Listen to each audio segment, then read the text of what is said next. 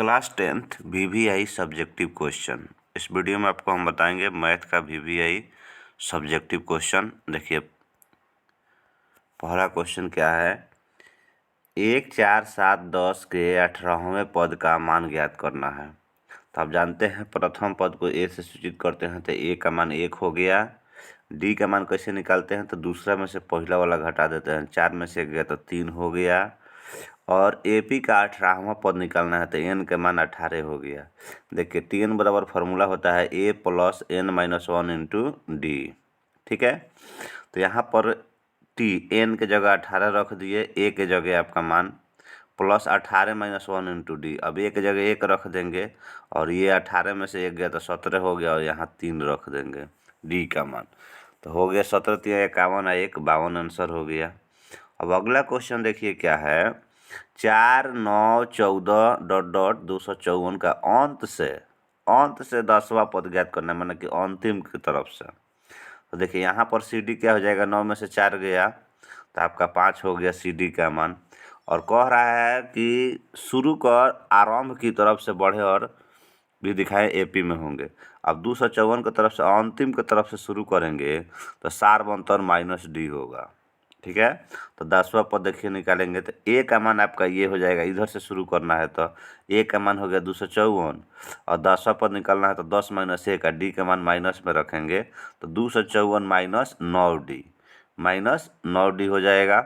उसके बाद आपको जो है डी का मान रख दिए 5, 9 5 45 घटा दिए 209 आंसर आ गया।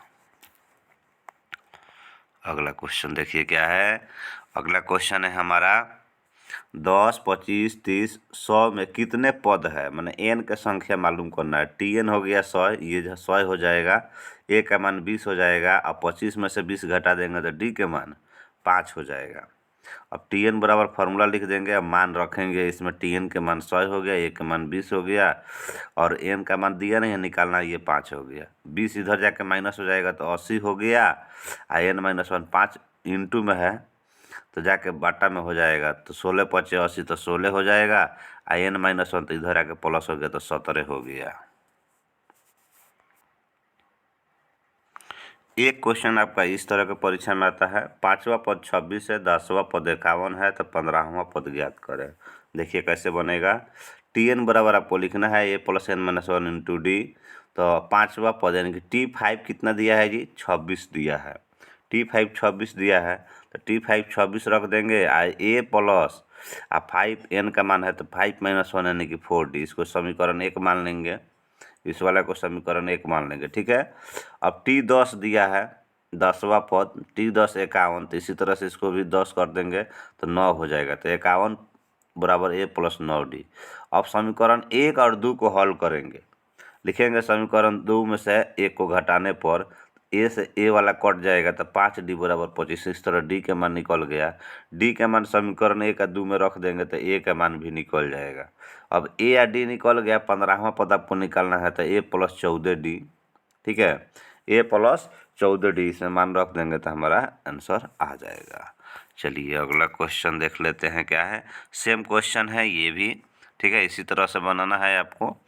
7वां पद 13वां पद दिया है तो 7वां पद आपका जो है तो ये भी ज्ञात करना है। 7वां पद हो गया 34, मान रखिएगा आप, तो आ गया आपका। ठीक है, फिर आप 13वां पद दिया है 64, तो ये आ गया। दोनों समीकरण को हल करेंगे तो ए या डी के मान ज्ञात हो जाएगा। उसके बाद हम ए पी निकाल लेंगे। ठीक है, ए निकल गया 4, अब सब में 5 जोड़ते जाइए तो 4, 9, 14 आंसर हो जाएगा।